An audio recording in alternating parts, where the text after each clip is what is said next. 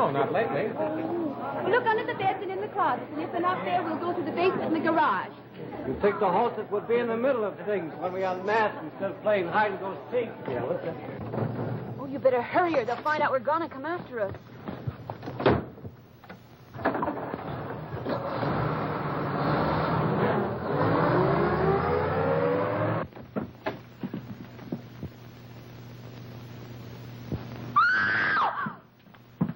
What's the matter? Oh, Mr. Kester. Here, just let me in. Let's get him on the table. All of his feet. What is it? What's happened? Here, let me see. Here. Take your head out. Don't excite yourself. Come over here on the bed. Okay. I'm afraid he's dead. Oh, how awful. Well, I'll be doggone. Do you think they'll follow us? They can't. I cut the ignition wires on all the cars. What if they should telephone ahead? I cut the phone wires, too. Oh, I'm beginning to get scared. Now, don't worry. Plain murder. 3 knife wounds in his back. Better call the police, Lenox. Yes, sir. Come on, you all better get out of here. You can't do any good. Come on, let's go.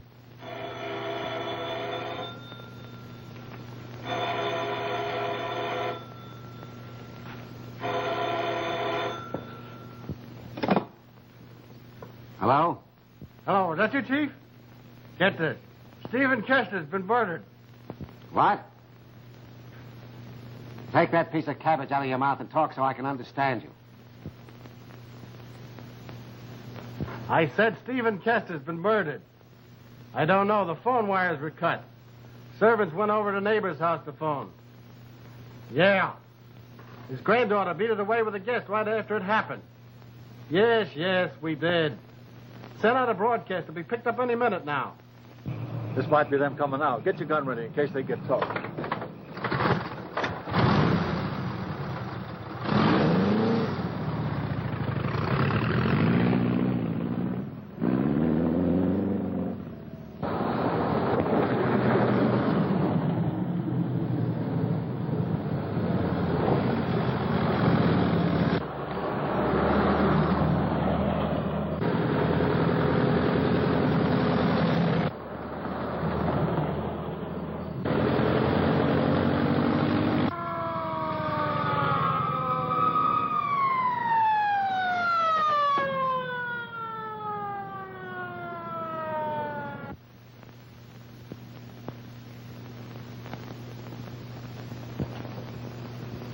Come on, move over, buddy. I'll drive. What's the idea? I was only doing 50. Oh, please, mister, let us go. We'll pay the fine. We're in a terrible hurry. Now, cut the comedy, sister.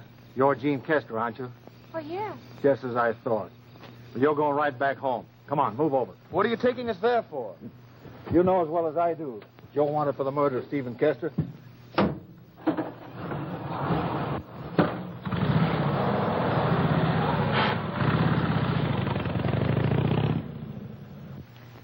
The list of the people who were at the party.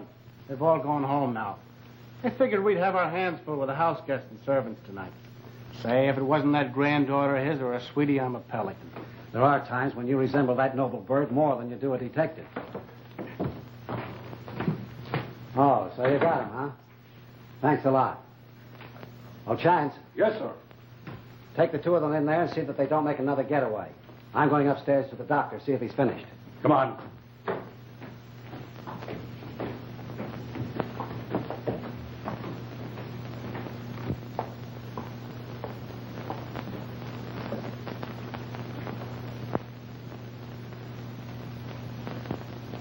Oh, Cliff, I'm afraid. Poor grandfather. After all, death isn't so terrible to the one it strikes. It's those who live on, safe and protected in body, but troubled in spirit who suffer. Don't you think? He was wearing this thing when we found him. He lives to be about 70 and then decides he wants to be a Chinaman. Who are you? Well, I paid $10 this morning to be a yodeler. What's your name? Tracy. Which Tracy? Michael Tracy. The novelist? Well, I'm not exactly a novelist. I write detective stories. Got a police record, haven't you? Yes, I've been arrested 7 or 8 times. 4 times for creating a disturbance while under the influence of alcohol. 3 times for socking a cop on the nose, and once for murder. I was exonerated from that, though. You see, I only commit murder with pen and ink. What are you doing here? Well, I'm a friend of Miss Kester's. I'm spending the weekend here. I've been doing a little sleuthing on the side since the murder, I suppose. Well, I've been keeping my eyes open. Well, we don't want anybody gumming things up, so don't figure to help us out. Well, I know a few things you might like to hear, but I'll try to keep them quiet. You'll get a chance to spill it when the time comes.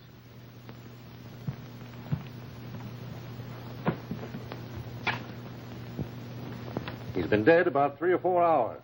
3 wounds in the back from a double-edged knife. We've looked everywhere for that knife, but it just ain't here. Well, maybe the guy that did it's a sword swallow. I'm going to start throwing some questions. You stay here and let me know what the fingerprint men find. What's your connection here? Well, I was, Mr. Kester's private secretary. Say, a guy who thinks up mystery stories could have thought up this one, too. Probably. However, the victim was suffering from angina pectoris. He would have died anyway before long if he hadn't been killed. Sure. I guess somebody got tired of waiting. Or maybe he was mixed up with a... Nah, he's too old for that. Where's the girl? Miss Kester was very upset. What with hearing about her grandfather and being hauled around like a common murderess, she went to her room with her maid. Maya's watching her. All right, sit down, everybody. Take it easy. Supposing you tell me about the last time you saw Mr. Kester alive. I know all about how he was found. Well, Mr. Kester was having difficulty putting on the papier-mâché head, so I helped him. Then I came downstairs. Miss Kester had asked me to have the orchestra give a roll of the drums at the end of the 3rd dance as a signal for everyone to unmask. Did he come down and join the guests? Yes, sir. Where were you during the 3rd dance? I was standing at the foot of the stairs talking to Mr. Hall. Did you see Mr. Kester? Yes, I did. He went up the stairs about the beginning of the 3rd dance. Was this gentleman with you? No, he joined me a minute or so later. And you were there all during the last dance? No, we watched the dancers for a few minutes, and then I went upstairs. You followed Kester? No, I just went upstairs. And then what? I went to my room. What were you doing there? I was smoking. Couldn't you smoke downstairs? Yes, I could, but it was noisy, and I preferred the quiet. How long did you remain in your room? Until I heard the scream. That was a funny remark you made when you walked into the bedroom and saw Mr. Kester had been murdered. What did he say? Well, I'll be doggone. I don't know what Emily Post would have said, but didn't sound like the proper remark to make on seeing a body. What did you mean by that? I don't exactly know. Just surprise, I guess. Were you a friend of Mr. Kester's? I knew him years ago in Mexico. He owned some mines and came to see them. How did you happen to be here tonight?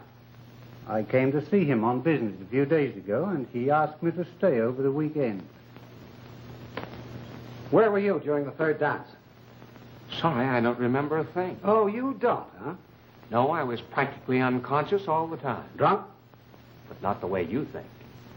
I was intoxicated with a beautiful gypsy girl. Haven't idea who she was, but we were getting along swell till some French marquis cut in on us. Well, then I wandered around looking for another partner.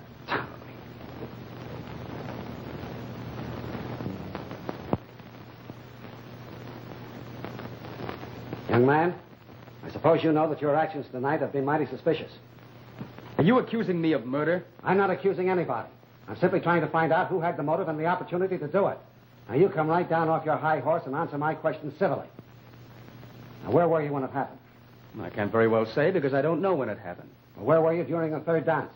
I was out on the ground smoking. By yourself? Yes, until I grew tired of smoking. Then I walked back to the veranda and met Miss Kester. She told me she had a headache and asked me to take her for a ride. Then we both got in her car. Did you have any trouble starting it? Yes. Someone had cut the distributor wires. I put them together again, and we left just as they were unmasking. You and the young lady you're engaged to don't seem to care much for dancing, do you? I don't know what you're talking about. I'm not engaged. I'm talking about Miss Kester, and you know it. Oh, I know. Everyone seems to... Well, That's all I'm going to ask you tonight, but I want to see all of you in the morning.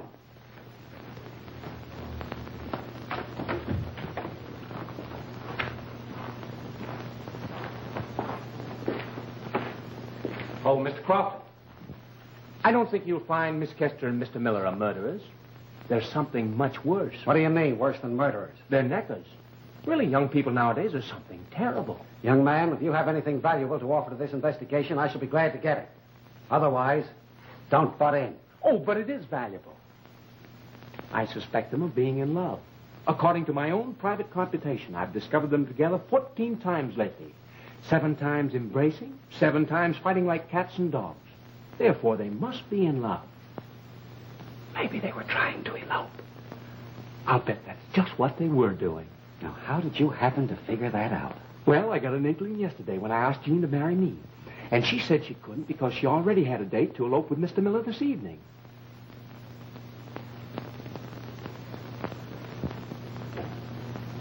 Well, he'd better not ask me because I won't tell him anything. Pritchard, Mr. Crofton. How do you do? How do you do? Just what is it that you're not going to tell? Nothing that would interest you. Everything interests me. Mr. Kester was seen going up the stairs at the beginning of the 3rd dance. After it was over, he was found murdered. Now, just what were you doing during that time? I was dancing. All the time? Come on, you might as well tell me. I'll find out sooner or later. Well, no, I wasn't. I mean... Well, what do you mean? I mean that once during the dance, I did go upstairs for a minute. What for? It's too bad a lady can't go to her own room for it. Mrs. Pritchard, how long were you in your room? Only 2 or 3 minutes. Anyone upstairs at that time? I didn't see anyone. Notice anyone in Kester's room? No, the door was closed, I think. You sure you didn't see anyone? I tell you, I didn't see anyone upstairs. I don't believe you. Do you mean to tell me I'm lying? Yes. You saw someone upstairs, and you're going to tell me who it was. But I tell you I didn't. I didn't. Don't lie. Because it'll only be all the harder for you. But I tell you... Who was it? All right. I'll tell. And you did see someone upstairs. What were they doing? Well, I opened the door to our room and started out. Then I remembered I'd forgotten to turn out the light in the bathroom, so I went back. And just as I stepped into the hall, I saw someone coming out of Mr. Kester's room. Who was it? Come on. It was Jean Kester.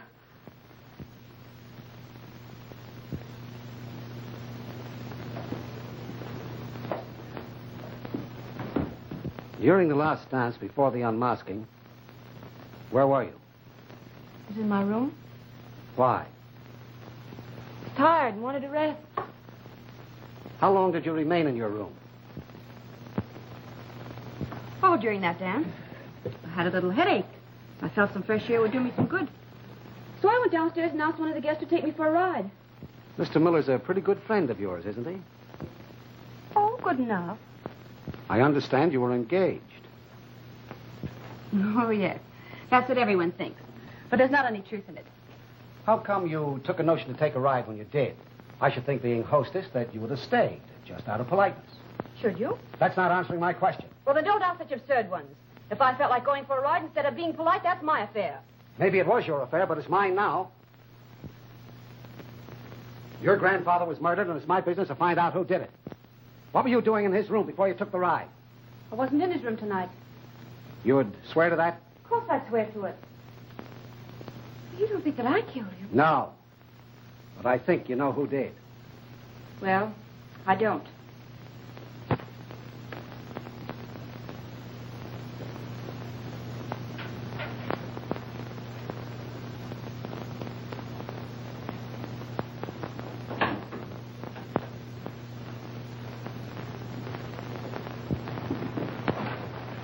Can I go to her now? I want to ask you a few questions first. Where were you during most of the evening? I went upstairs when the dancing begun, having gotten things started satisfactorily in the kitchen, and having told Lenox, he's the butler, to look after the guests. That was my privilege to tell him. You know, I haven't been with the Kesters for 27 years, and him only 20. I went straight to Jean's room, started picking up, and I've been there ever since. Were you alone all that time? No, sir. Who was with you? Jean for a short time. How long? Well, There'd been 2 dances. I could tell by the music. Jean came upstairs and said she was tired and wanted to rest a while. I said maybe a little fresh air would do her good. She said she'd hunt up Mr. Miller and ask him to take her for a ride. She went downstairs and I went on with my sewing. When did Miss Kester leave her room? A few minutes before all the screaming and running around out there when they found the body. And then she went directly downstairs? Yes, sir. How do you know? I watched her. You mean your door was open? No, sir. You don't catch me sitting around in no room with the door open. It's bad luck. But when she left, I went to the door with her and watched her go downstairs. Just one more question. Is Miss Kester engaged to Mr. Miller?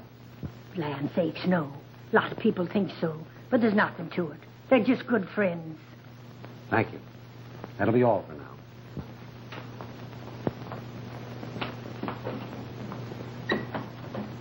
I wonder if you were struck with the same thing I was.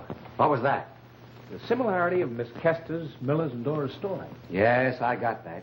They seem to check all right. Well, just a bit too all right, don't you think? What do you mean? Well, they answered that engagement question the same way. Statistics prove that you can't get 3 honest observers to tell the same story. It's psychology. Proving that psychology can go wrong. No, proving prearranged agreement. I don't think Miss Kester was in that old guy's bedroom at all. Neither do I. Do you think Mrs. Pritchard was lying? Sure. She pretended she didn't want to tell, but she overdid it. Bad acting. Captain, Mrs. Pritchard wasn't lying. But Jean was. How did you get smart enough to figure that out? Well, I saw her myself. Were you upstairs during that dance? Yes, I happened to go up to my room. Well, you see, I needed a safety pin to retain my decency. And while I was there, I saw Jean come out of her grandfather's room. What else? Well, she seemed upset and in a hurry. I didn't see Dora, but that proves they're lying, doesn't it? Did you see Mrs. Pritchard? No, but I don't see how she missed seeing me. If she did, I'll have to thank her for keeping her mouth shut. Why are you so interested in pinning the murder on her all of a sudden? Well, I'm the disappointed lover.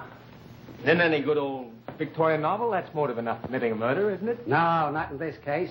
That's no reason for croaking the old gent. Could be. He might have favored Miller and disapproved of me. Well, did he? Yes. You're the biggest fool I have ever seen. Well, when it comes to a choice between my neck and the lady's, it's just too bad for the lady. You couldn't be mixing up in this case just to get material for a novel, could you? I might be. Well, watch out you don't get into trouble. You're not above suspicion, you know.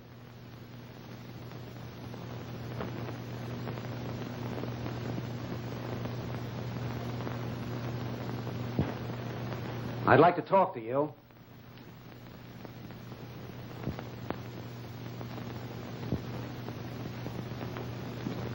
Where were you this evening during the dancing?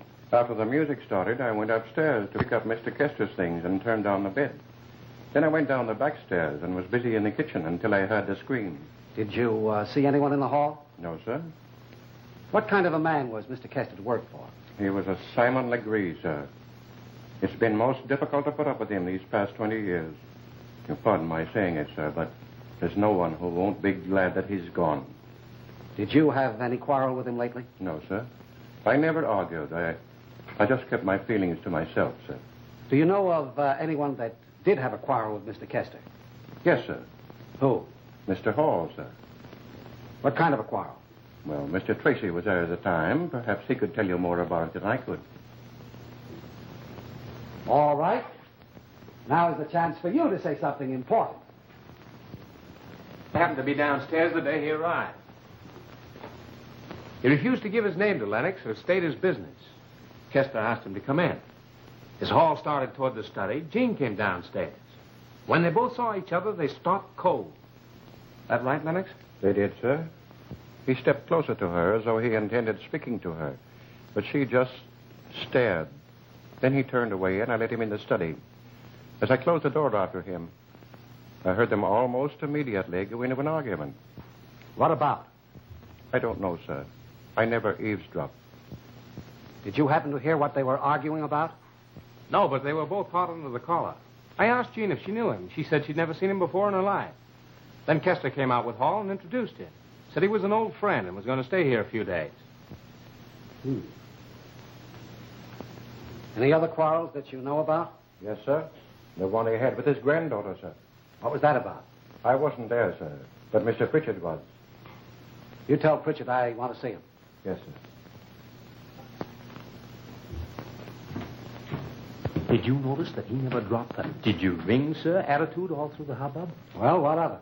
Well, I'm never satisfied with a murder unless it involves an old family retainer. They always know about the household skeleton. Well, I'm not interested in your theories. This is no book murder. Well, what did your men find out? The ignition wires and the distributor wires are cut on all the cars except the one Miller drove away in. And the ignition wires are cut on that. And the telephone wires are cut twice. Meaning what? Well, I'm trying to figure it out. In the meantime, we're looking for shoes. Shoes? Yeah, where the wires were cut onto Kester's bedroom, there's an impression of a heel. We've made a cast of that. You want to see me? Oh, yes. I understand that Miss Kester and her grandfather had a quarrel yesterday. What do you know about it? Well, Mr. Kester rang for me, and as I was going down the hall, I heard the sound of their voices.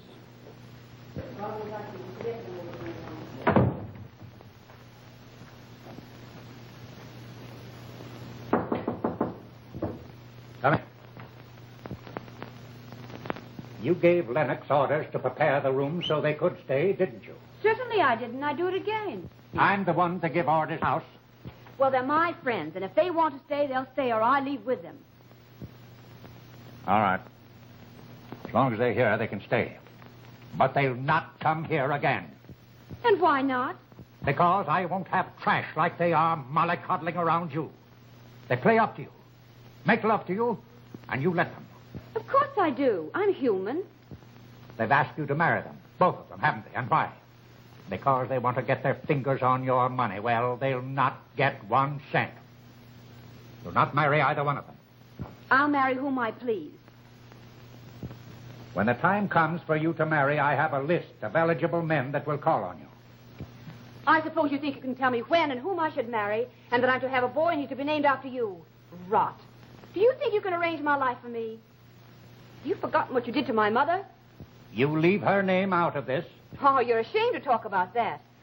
You ruined her married life, and you killed her just as sure as if you stuck a knife in her heart. But you can't do that to me.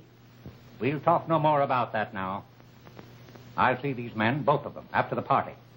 And I'll buy them off. That's all they're after. Pritchard? Yes, sir? You are to pay up all charge accounts of Miss Kester's and close them up. I'll not be responsible for any more of her debts. Yes, sir.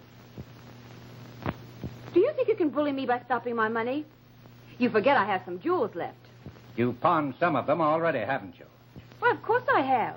You stopped my allowance about 6 weeks ago. How do you think I got my spending money? When you come to your senses, your allowance will be waiting for you.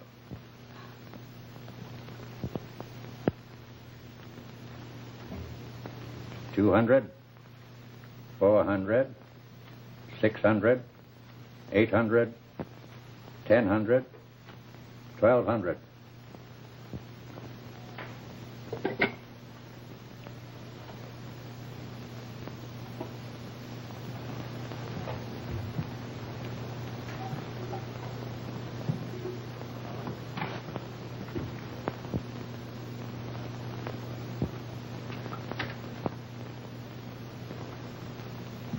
Pritchard, you will ask Mr. Raynor to bring my will out tomorrow. I want to make some changes. Yes, sir.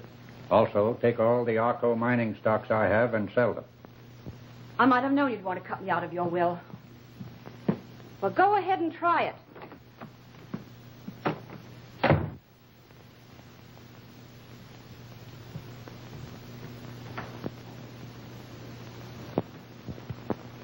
Then I left. I sent the checks to close the charge account and delivered his message to Mr. Raynor. You know what the reference to her mother was about?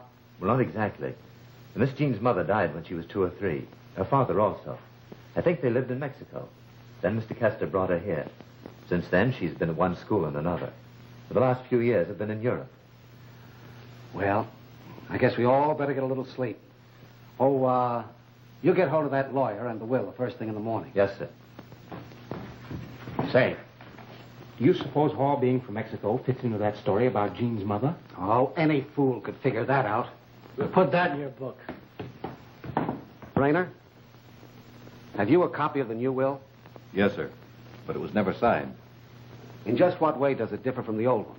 The residue of the estate, instead of going directly to his granddaughter, was to be held in trust by Mr. Hall, and then go to Miss Kester or her heirs on his death.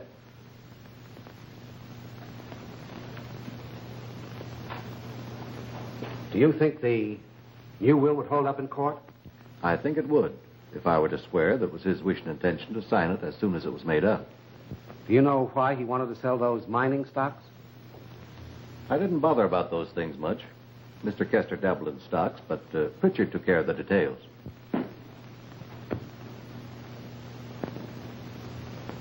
Mr. Kester disinherited his granddaughter and was murdered before he had a chance to sign the new will. Do you know anything about the Arco mining stocks that he wanted to sell? Not much. The mine is somewhere in Mexico. Did he have a list of those stocks? Yes, sir. Where did he keep them? In a little black book. He generally kept that in the wall safe in his bedroom. Do you know the combination of that safe? No, sir. Who did? Mr. Raynor. And Miss Kester. She sometimes kept her jewels there. I'd like to have a look at the contents of that safe, Mr. Raynor. Yes, sir.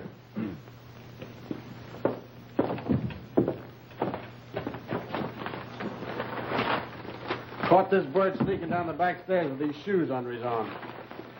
Where were you going? I was going to ask one of the servants to have the heels straightened. Looks like the same round holes that were in the mold. Yes, Chief, same round holes. I'm not the only one that wears rubber heels.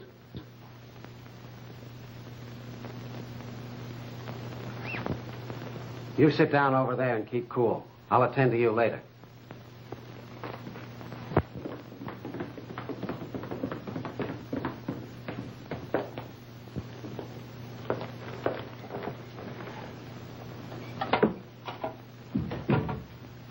Have you got a key to this box? No, sir. Mr. Kester usually kept it in his pocket.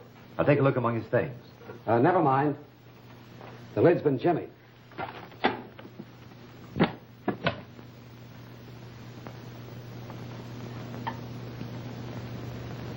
I suppose this goes to Hall according to that will. You'd better take care of it. What I've got to do is to find the $1,200. Say, Regan, you go and search Miss Kester's room, and while you're about it, look for that double-edged knife. Yes, sir.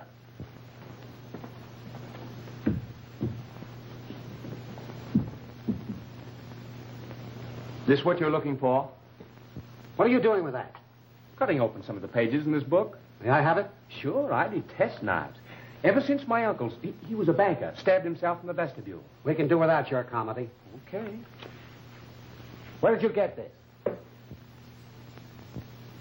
On the roof outside Mr. Kester's bedroom. I found it this morning. Did either of you ever see this knife before?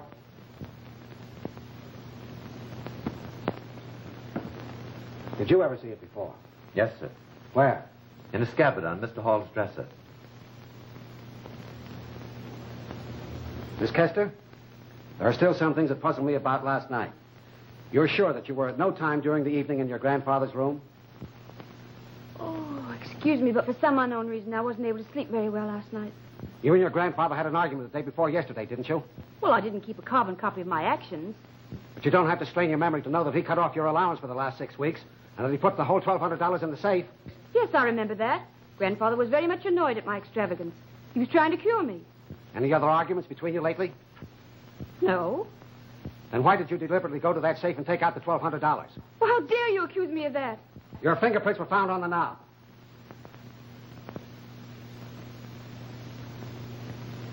Why did you take that money? But I didn't. I tell you, I didn't touch the safe. Lying won't get you anywhere. What were you doing in your grandfather's room last night during that last dance? I won't have you badgering her like this. No, you won't. Well, who's asking you what you'll have or what you won't? You have no business torturing a defenseless girl who can't strike back. Poor young girl. She wasn't so defenseless last night that she could go to her grandfather's room and come... Keep your shirt on, youngster. That won't get you anywhere. Go on. Sit down. Now listen, both of you. Cut out the melodrama. Can't get away with it in a murder investigation. Now suppose you both come clean and tell me what you were doing in your grandfather's room last night. Gene, remember what I said. Mr. Crofton, I apologize for what I did just now. You have every right to ask whatever you see fit.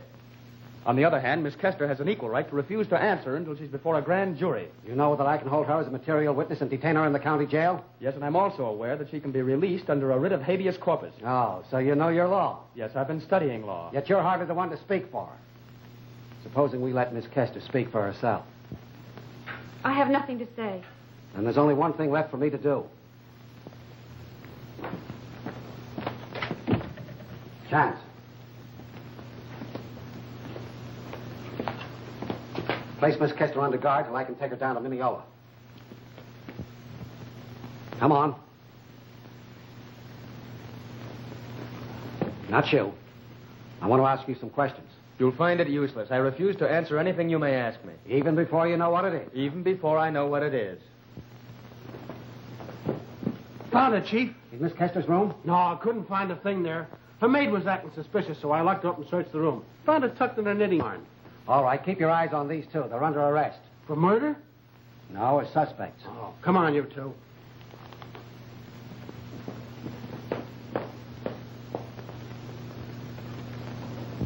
Nerving fools. Oh, I think they're just scared. Do you think? Well, I think I've got this case about sewed up.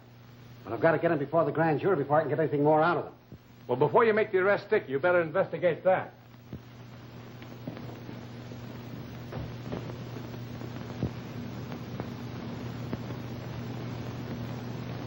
Mr. Hall seems to be in a hurry.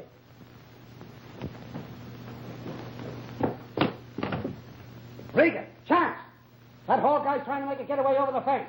You get hold of him and bring him right back. You understood my orders that no one was to leave this place, didn't you? Yes. Then why did you try to make a getaway? I can hardly approve your choice of words. Answer my question. I was merely trying to catch the 227 for New York. What for? I had an engagement. Who, with, what for, and where? I had an engagement with my lawyer, Mr. Bertram F. Howe. When? Tonight at 6 for dinner at his apartment. What for? The nature of my business is purely personal. Oh, in other words, it's none of my business, I suppose. If you prefer to put it that way. Well, I've had enough of that kind of talk today, and I'm tired of it.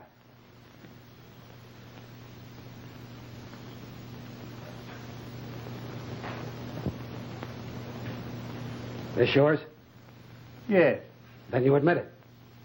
Perhaps you'll admit throwing it on the roof outside of Kester's room. No, I didn't. It's been missing from my dresser for 2 days. Did you report that to anybody? No.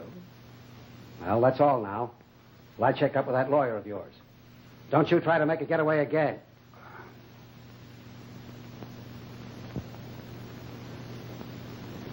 Oh, Mr. Hall. Where did you get such an unusual knife as this? In Mexico.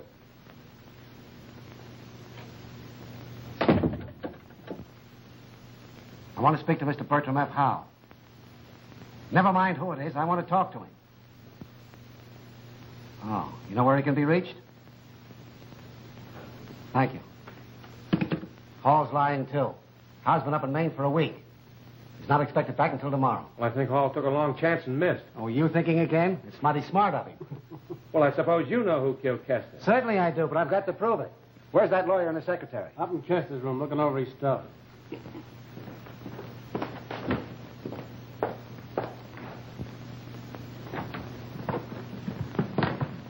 Anything missing?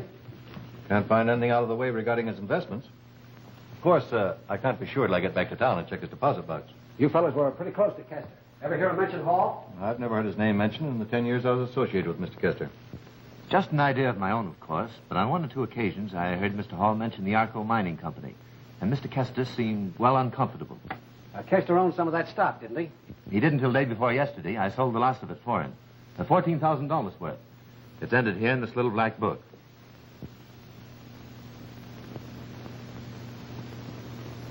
Did Hall have any visitors since he's been here? No, sir. Make any phone calls? Not that I know of. Did he write any letters? Yes, sir, he did. A few days ago, he rang for me, handed me a letter, and asked me to have it sent registered special delivery. Did you notice who to? I did, sir. Seeing as how he wanted it registered. To a Mr. Howe, sir. Did he say anything else? Well, he asked me if Miss Kester was up yet. I said no.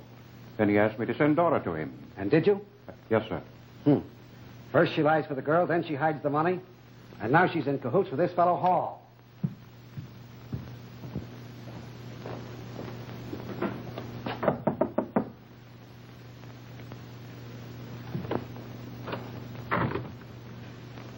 When did Miss Kester give you that $1,200 to hide for? What, $1,200? The $1,200 was found in your knitting ball. Come on. You know what I mean. I swear by the Holy Mother of... I haven't any idea how that $1,200 got in my knitting ball. I must say it's risky business to be playing tricks and hiding $1,200 in my knitting ball. Stop saying $1,200 in your knitting ball. Yes, sir. Do you know anything about this fellow Hall? He's a very fine gentleman, and very generous, too. Annie, the second maid, was telling me he gave her $1. He said just because she was so pretty, but never a bit familiar, just kind and generous. Ever hear Kester talk about him? Never a word. Did you ever see him before? Never set eyes on him. Then what did he want with you in his room yesterday? Lennox was allowing his room to be neglected. Only one washcloth, and a broken curtain sash, and the dust was 3 inches thick. You should have seen it. Why did you tell me Miss Kester went directly downstairs when you knew she went to her grandfather's room? She didn't. I saw her go downstairs. Mrs. Pritchard told me she saw her come out of that room. If you want to believe her, go ahead. 5 years I've known her, and never a word of trust could I put in her. Thank you. She's grand. Tremendous. I'd take my hat off to her if I had a hat on. She's a marvelous liar, if that's what you mean. It looks to me like a murder syndicate. Miss Kester, Miller, Hall, and Dora. All of them know something they're not telling. And their lies don't hang together.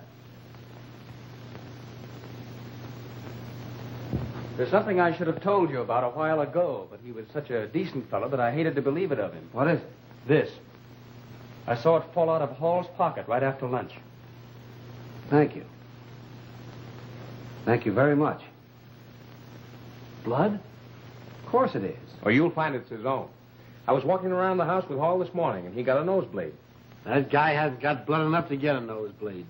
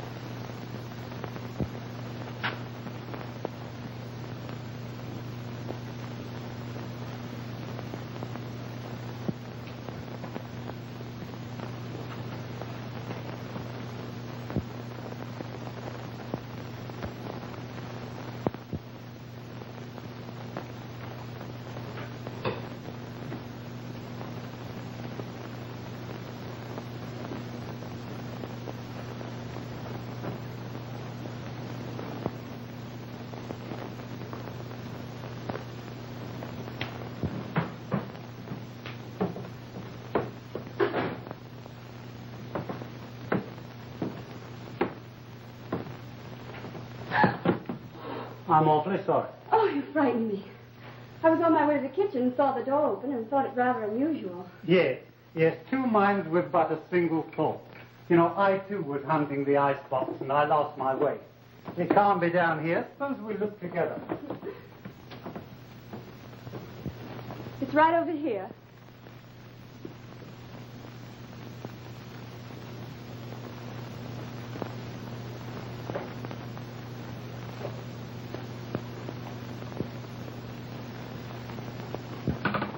Hello, Glutton. Save some rice pudding for me.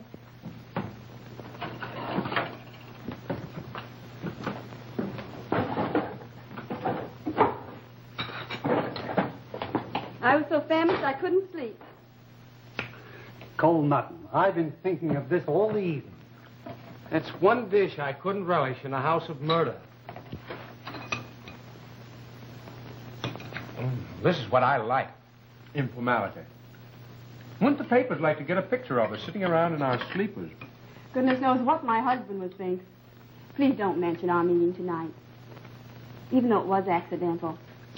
Don't worry on my account, madam. Well, you speak for yourself. Don't worry, I won't tell it. Human nature's a funny thing, isn't it?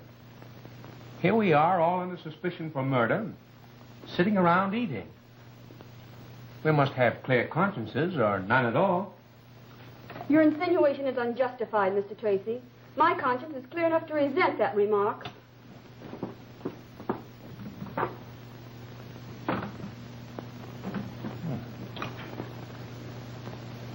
Just exactly what do you know about this murder, Mr. Hall?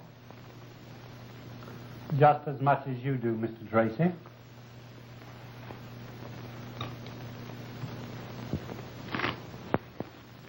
How do we know you didn't do it? Well, for one thing, I wasn't mentioned in his will. Come on.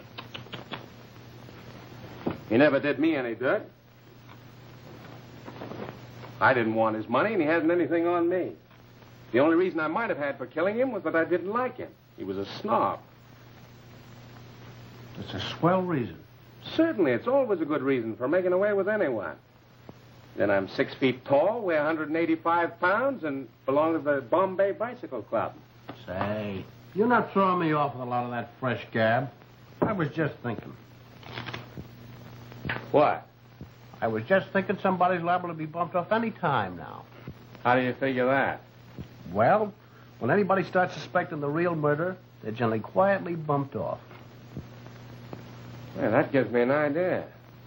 Maybe my life won't be so peaceful now. What do you know? Did it ever strike you that it was Mrs. Pritchard who opened the closet door and found Kester? Yet her fingerprints were not on that doorknob. Say, boy, you got something there. And another thing, Mrs. Pritchard was on that second floor during the last dance. Yeah, and so were you. I've got another idea. Huh? Yep. You know, that little black book might tell a big story if it could only talk. Ah, you pain. You're always going in for little black books. Well, I told you somebody's going to get bumped off. What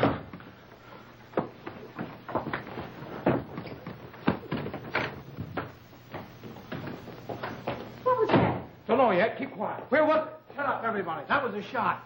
Sounded like it came from over there.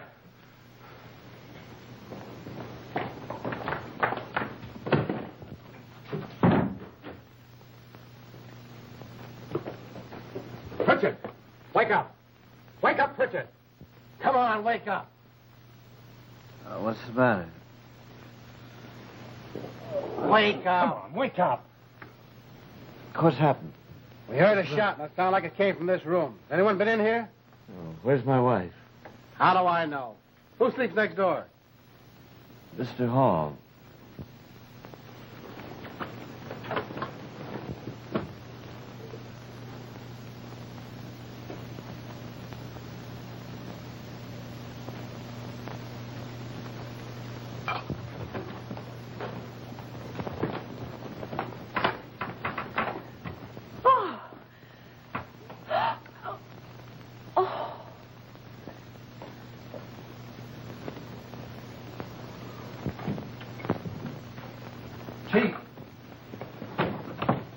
Hall's dead.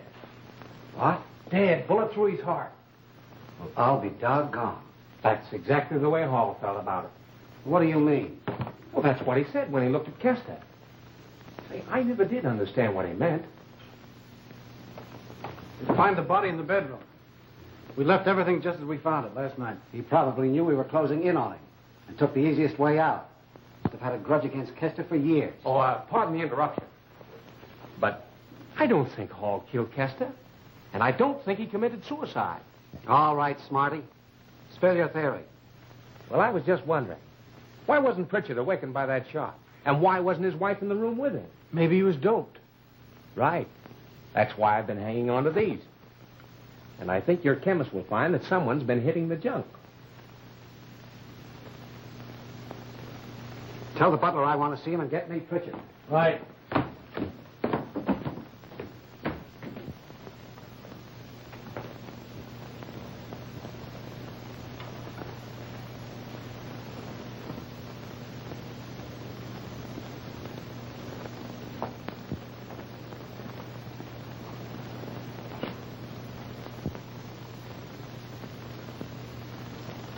Go on.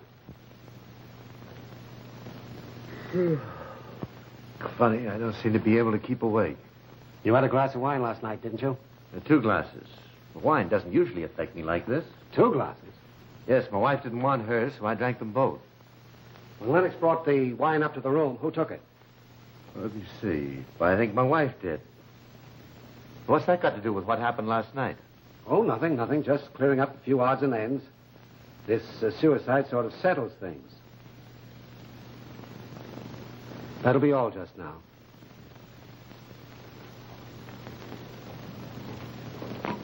Where was Mrs. Pritchard last night? Well, let me think. I don't know. I didn't take any notice of her until after everything was over.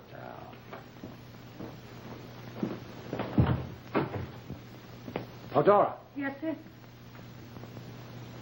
You heard that shot, I presume? I did that. And I was never so scared in my whole life. Do you remember seeing Mrs. Pritchard come out into the hall? No, sir, I didn't. When I left my room, she was still there. I don't remember when she left. Your room? Yes, sir. What was she doing there? She was sleeping. She came in and woke me out of a sound sleep, saying as how nervous and scared she was and wanted to sleep on the day couch. Is she in the habit of doing that? Not in the 5 years that I've known her. Which, if you ask me, is 5 years too long. Thank you.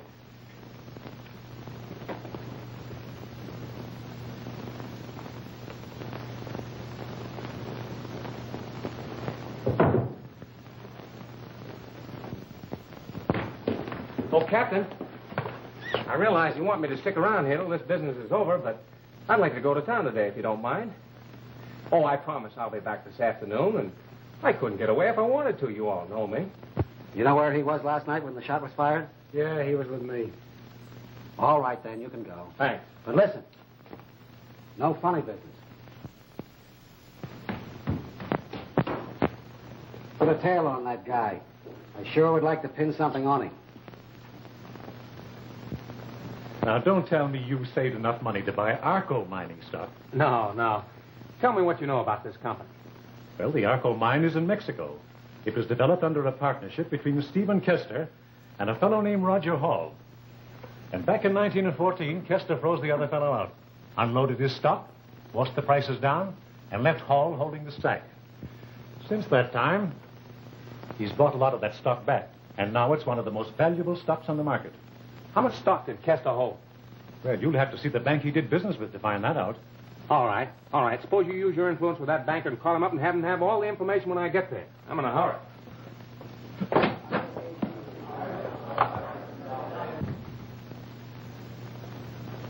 He had $111,000 worth 2 days before he was murdered. $111,000. Mm-hmm.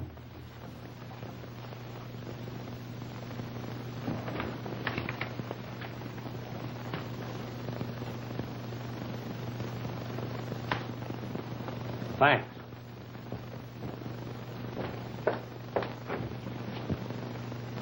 In my opinion, the original figure was 111,000.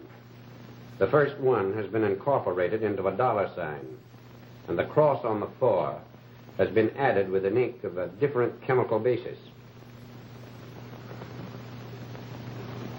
Could have been done easy, couldn't it? Thanks.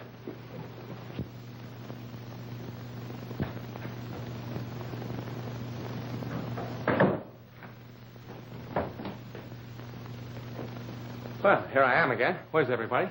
In there.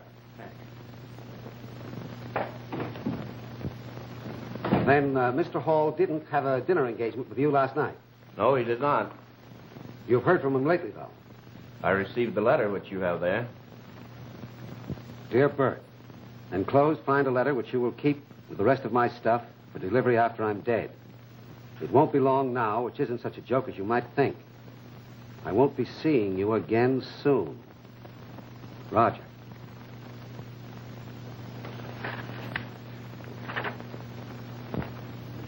You knew Hall pretty well, didn't you? Yes, I've been his friend for a number of years. I'm the executor of his estate, whatever it is. Go and get Miss Kester for me.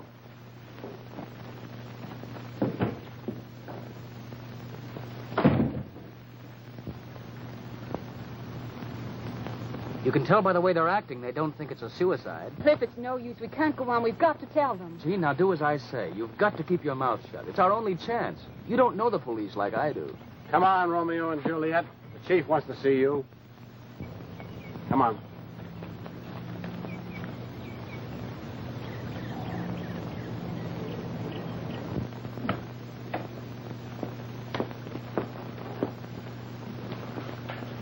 Mr. Howe brought me a letter to you from Mr. Hall.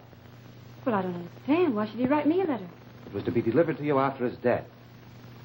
I'd like you to read it.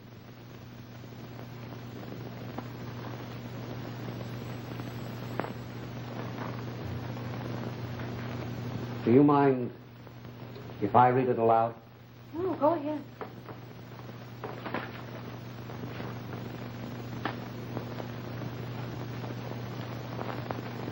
Dear Jean, once upon a time, many years ago, I amused you for hours by crawling on all fours back. Now you know the other afternoon was not our first meeting. Small wonder, then, I may have appeared to you like some strangely remembered ghost from the past. That past reaches back to when I was a mining engineer in a project with your grandfather. It was then I met your mother. I shall not try to tell you my feelings for her. I shall only tell you that I loved her more than all the world. Shall I go on? Yes. My case was quite hopeless from the start. She had already fallen in love with another man, your father, a charming, delightful man. Your grandfather forbade your mother to marry him. So straightway she packed up her things, met Pete, married him, and went to live in the little college town where he was teaching. I was the only guest at their wedding in the city hall. Shortly after that, I went back to the mines, and for 2 years I was up to my neck in work. And then I got a letter from Sylvia announcing the birth of her daughter. Soon after that, a second letter came. Your father had died of incipient tuberculosis. What little money there was eaten up by doctor's bills. Was there any kind of a job she could do? I wired her the money, and immediately she arrived with her baby. You were very red and squalling, and the first time I tried to kiss you, you socked me in the eye for the fresh guy that I was. Sylvia took a job in the mine office, helping with the bookkeeping, doing clerical work, and writing some letters for me. What a come-down from the luxury of your grandfather's home. She got up at 6, prepared your bottles for the day, bathed you, and took you to your daily parking place. Then she worked in the office until 6 at night. I begged her to write her father. She refused. So I did, and told him how much she needed help. Soon after that, the Arco mine steadily declined. We were short-handed, and the strain on Sylvia was ghastly. You alone thrived, grew fat, and then one night, your mother died. She was murdered by her own father, just as surely as if he had shot her with a gun. He murdered her, and so help me, I'm going to murder him. But I'm getting ahead of myself. You were left behind, and what a puzzle you were. I thought for a while I would keep you for my own, but I soon realized the folly of that. So again, I wrote your grandfather. Then Dora arrived. I didn't feel so badly parting with you when I knew she was to be your nurse. I've had my hands full the last few days to keep her from telling who I am. After all these years, I found myself back in New York. I couldn't resist the temptation to take one more look at you before I died. I blackmailed your grandfather into inviting me to stay here for a week. So here I am, and I've seen many things. Jean in love with a poor young man, and Kester making their love affair bitter and furtive. But you, my dear, are not the woman your mother was. You couldn't stand up under the poverty and worry and work as she did. And so for the sake of Sylvia, whom I loved, and for charming Peter, and for the baby who socked me in the eye, I'm going to solve your problems for you. It's a very simple solution. 2 bullets. One for Kester, and one for myself. Just when I shall do it, I haven't decided yet. I can see too plainly the smoldering, maddening frustration that your Cliff is trying so hard to keep in check. I don't want him to beat me to the pleasure of murdering Stephen Kester. Lovingly, Roger Hall. That isn't true, that part about Cliff. The rest of it is, every word of it. He killed my mother and I hate him. But that isn't true about Cliff. No, I know what he meant when he looked at Kester and said, well, I'll be doggone. It was just pure surprise. No wonder he was surprised. Someone did beat him to it. Oh, why don't you let us alone? Why don't you stop digging into this? Hall admitted that he killed my grandfather and then committed suicide. Yes, he did. And that's just what we're going to do. Let it stand as it is.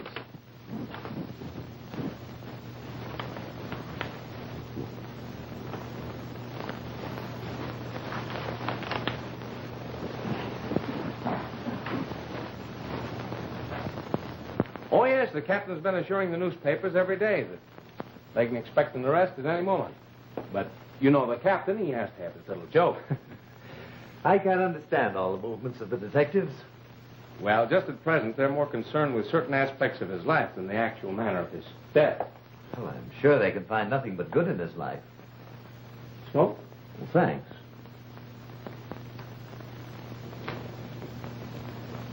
You know, we've been going through his notebook.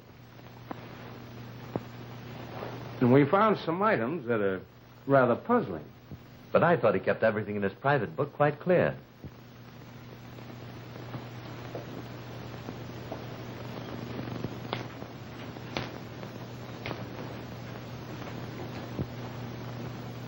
What are those? Marbles. Or maybe glass eyes. I got them from Mr. Hall. He told me rather an interesting story about them. Did you ever see them before? Why, no. Pritchard, just why was it necessary for you to change certain figures in Mr. Kester's notebook? I don't know what you're talking about. That's too bad, but the advantage is mine. I happen to know what I'm talking about, and I know you know what I'm talking about. Why, you... Sit down. It was a difference of $97,000 worth of stock. I suppose you know nothing about that. Certainly not. Just how does it happen that you're able to afford an expensive apartment on the salary you receive here? And how were you able to buy a $3,000 car and store it in a garage? And how did you manage to send your wife on an expensive trip to Europe last year? And what about those losses in stock speculations? What I'm getting at is this. You took Kester's stock to cover yourself. You can't deny it, can you? No. Well, I guess you've caught me. It's a lucky thing for you Kester was killed before he found out what you were doing. But I didn't do that. I mean the murder. Oh, no? Of course not. How could I? I wasn't upstairs during that last dance. But your wife was. But she wasn't in that room. She told you that. It was Miss Kester. My wife saw Miss Kester come out of that room. Yes, but your wife didn't tell us what she did when Miss Kester came downstairs. It's just possible she might have gone in there. You're lying. You're lying and you know it. You know I didn't go into that room. How should I know? Because I saw you up there in the hall. I saw you come out of your room and follow Miss Kester over to the top of the stairs. You were up there at the time he was murdered. Why didn't you tell the detectives that? You got me there, sister. Maybe you won't be so ready to accuse other people now.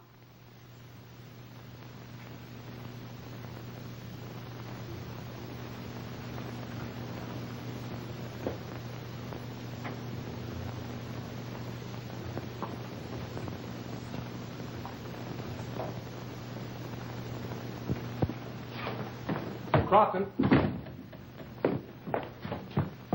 Listen, you guys haven't discovered anything yet. You've been running around in circles. Do you want to hear some news? Do you think you can tell us anything we don't know already? Yes. There's going to be another murder around here pretty soon. And I have a sneaking suspicion I'm slated to be the victim. Oh, and I suppose you want me to detail about 20 men to guard that pretty body of yours, That's just what I don't want. But I want you to take all your men outside tonight. That's a good one. Do you know any more? Oh, you can throw a cordon of the whole department on the outside, but keep these halls clear. And I'll promise to be responsible. For your own murder? Sure. I won't close my eyes all night. Go on, let him get bumped off. I mean, one less guy to suspect. Well, it isn't going to do any harm to watch things from the outside. I don't know. What are you going to do? Well, I'm going to play marbles.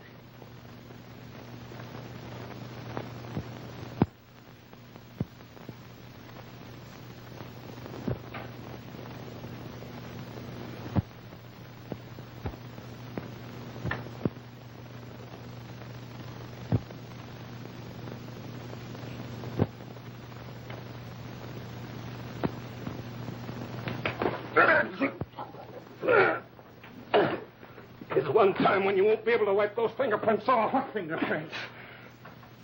The ones on the gun that Howe was supposed to have used. It's just funny, but he couldn't have wiped those fingerprints off after shooting himself. No, you can't pin that on me. Well, I'm not trying to. It's strange, Pritchard, but there was no odor of white on your breath after you were so hard to wake up. Now, take a look over there.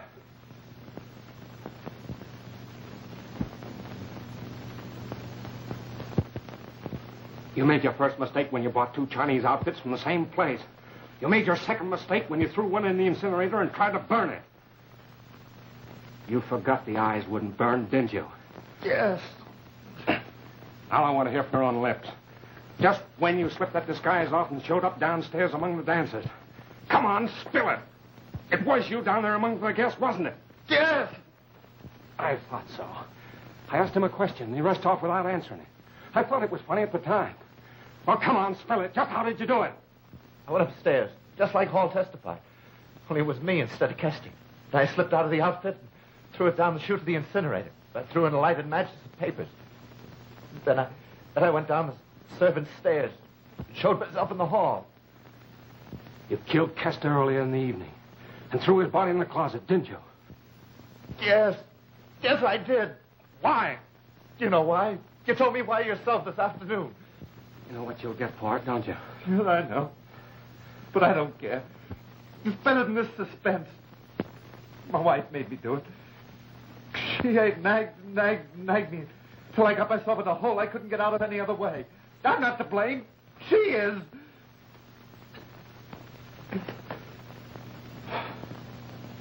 What are you going to do with me now? Nothing. Crofton and Regan will be here the first thing in the morning. You can go now.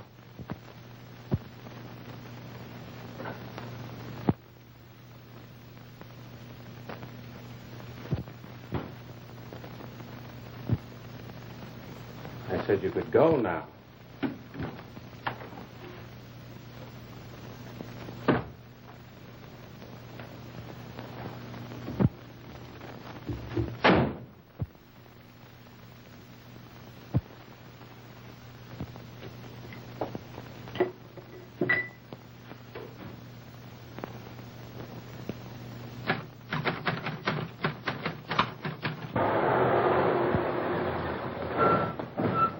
Anything happened? Not a sound all night, sir. I might have known it was a lot of hot air.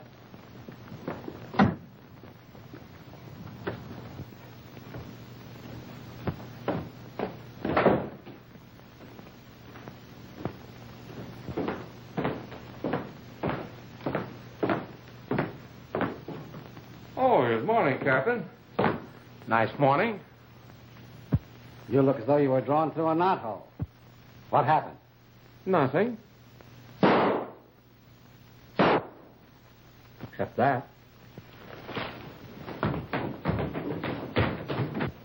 It sounded as though it came from Mr. and Mrs. Pritchard's room.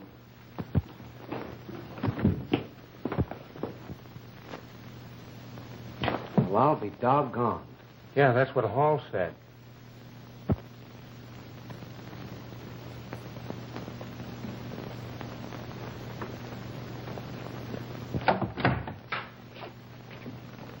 Listen, there's just one thing I want to know. You took that $1,200 out of the safe to get married on, didn't you? Yes. Could you get married without it? Sure. Well, go ahead. Preachers get up early, and I'll fix everything with Crofton. Go on, quick.